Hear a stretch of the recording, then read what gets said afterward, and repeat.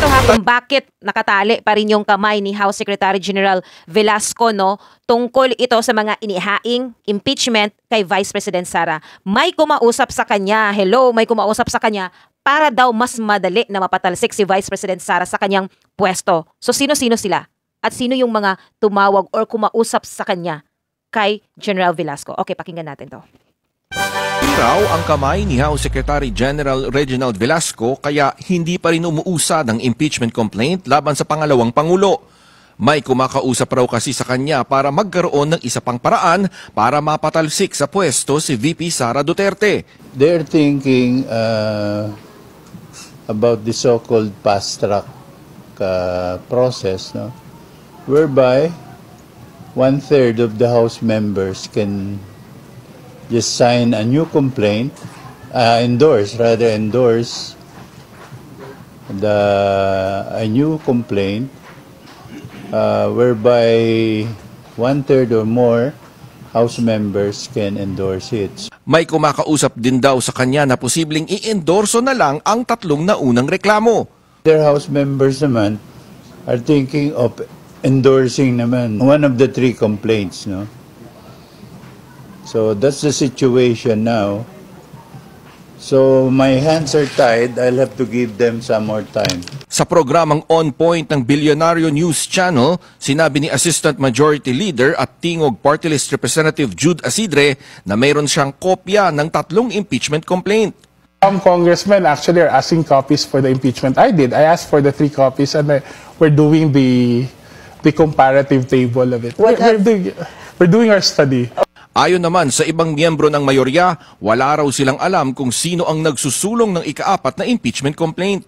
Siyempre, as a part of the majority, wala pa naman po. Pero marami ako naririnig din, kagaya nyo na may 4th and 5th na impeachment na isasalang. Ngayon ko lang narinig yun, no?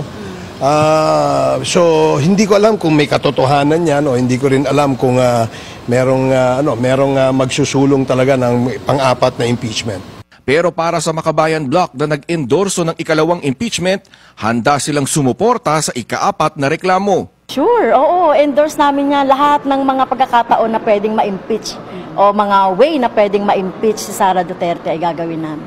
Hanggang unang linggo na lang ng Pebrero ang sesyon dito sa Kamara at muling babalik sa Hunyo. Kaya aminado ang ilang miyembro ng Kamara, nagipit na rin talaga sila sa oras. Kaya wag nyo nang ipilit, wag na kayong umiyak, mainis or mag-alburuto kayo dyan.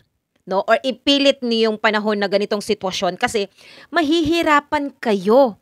Kasi kayong mga makakaliwang grupo, kayo lang naman ang galit or ang ayaw sa confidential fund. Kasi marami kayong sinasabi na kesyo sa ganito, ganyan, ganito. Kasi nga, ayaw niyong malaman na ang confidential fund na yan ay kayo rin mismo. No? Antitiktikan dyan kayo kung sino yung mga traitor sa bayang ito. Diba? Mahihirapan talaga kayo, mahihirapan na mausad or umusad yung impeachment proceeding na yan sa ganitong sitwasyon. Diba? Kasi bukod sa limitado na ang oras nila, no, malaki rin ang posibilidad na ang atensyon sa mga ngayon, no, na mga mambabatas, malaki rin ang posibilidad kasi na next month, campaign period na, diba? So, nalalapit na kasi ang eleksyon, di ba, sa May. So, pagdating na naman sa Hunyo, magkakaroon na naman ng new set ng Kongreso. Kaya kung hindi ito matapos bago ang termino ng kasalukuyan ng mga mababatas ngayon, posibleng matigil, no, or magsimula ulit ang proseso. Mahirap kasi talaga na isulong ang ganitong issue sa gitna ng political season. Kaya, anong sasabihin nyo? Okay lang yan. Umiyak na lang talaga kayo.